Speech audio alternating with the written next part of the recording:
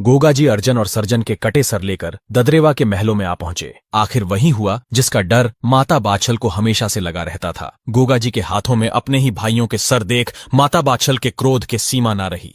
भोली और साफ मन की माता ने क्रोध में गोगा जी से कहा कि तुमने अपने ही भाइयों को मार डाला, इसी वक्त यहां से चला जा और मुझे कभी जीवन में अपनी शक्ल मत दिखाना। माता की आज्ञा सुनकर गोगा जी दुखी मन और भरे नेत्रों से ददरेवा से निकल गए। पीछा करते हुए माता सीरियल गोगा जी के पास आ पहुंची और गोगा जी के साथ चलने की जिद करने लगी। तब गोगा जी ने कहा कि अभी मेरा खुद का कोई ठिकाना नहीं, तो मैं आपको अपने साथ कहां रखूंगा। इस पर माता सीरियल ने गोगा जी से वचन लिया कि आप मुझसे मिलने आते रहेंगे। रानी के बहुत आग्रह करने पर गोगा जी मान गए और रानी से कहा ऐसा ही होगा, किंतु इसके बारे में आप किसी के समक्ष चर्चा न करें। जिसके बाद गोगा जी वहां से गोरख टीले की तरफ चल दिए और नैनों में नीर लिए रानी सीरियल उन्हें देखते हुए अधीर खड़ी रोती रही।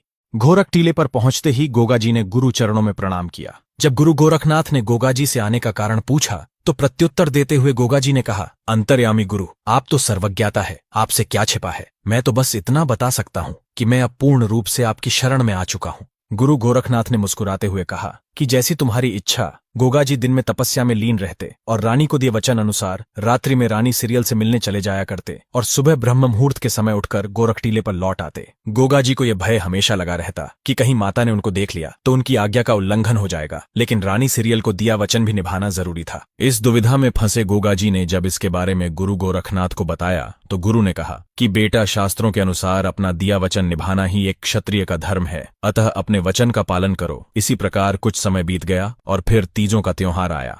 16 सिंगार कर रानी सीरियल तीज झूलने की आज्ञा लेने अपनी सास के पास पहुंची। रानी के सिंगार देख माता बाछल क्रोध में बोली, जब तुम्हारा पति घर बार छोड़कर जा चुका है तो ये हार सिंगार किसे रिझाने के लिए किए जा रहे हैं। अपने ऊपर लगा लांछन रानी सीरियल से सहा ना गया और सीरियल ने माता को प्रत्युत्तर देते हुए कहा, चले तो आपके लिए गए हैं, मुझसे तो नित्य प्रति रात को मिलने आते हैं। माता बाछल ने रानी को झूठी कहते हुए कहा कि जब तक मैं खुद अपनी आंखों से नहीं देख लेती तुम्हारी बातों पर विश्वास नहीं करूंगी। इतना कहकर माता बाछल रानी सीरियल को नौलखे बाग में झूला झुलाकर महलों में लौट आई और द्वारपाल से कहा कि रानी सीरियल के कक्ष के आगे नजर रखो, यदि गोगा आए तो मुझे इसकी सूचना तुरंत मिलनी चाहिए। हमेशा की भांति रात्रि होते ही जब गोगा जी महाराज ददरेवा के महलों में पधारे तो द्वारपाल ने आज्ञा अनुसार माता बाछल को सूचित कर दिया। सूचना मिलते ही माता बाछल गोगा जी के बाहर आने की प्रतीक्षा करने लगी। जैसे ही गोगा जी महलों से बाहर आकर नीले पर सवार हुए तो माता बाछल ने तुरंत सामने आकर घोड़े की लगाम पकड़ ली। गोगा जी ने माता के समक्ष यह सोचकर मुंह फेर लिया कि कहीं माता द्वारा दी गई कभी मुंह न दिखाने की आज्ञा का उल्लंघन न हो जाए, किंतु गोगा जी को यह भली भांति ज्ञात हो गया था कि माता उनका मुख देख चुकी है। इतने में काछल भी वहां आ पहुंची और माता बाछल से कहा, अगर गोगा को तुम नहीं मना सकती तो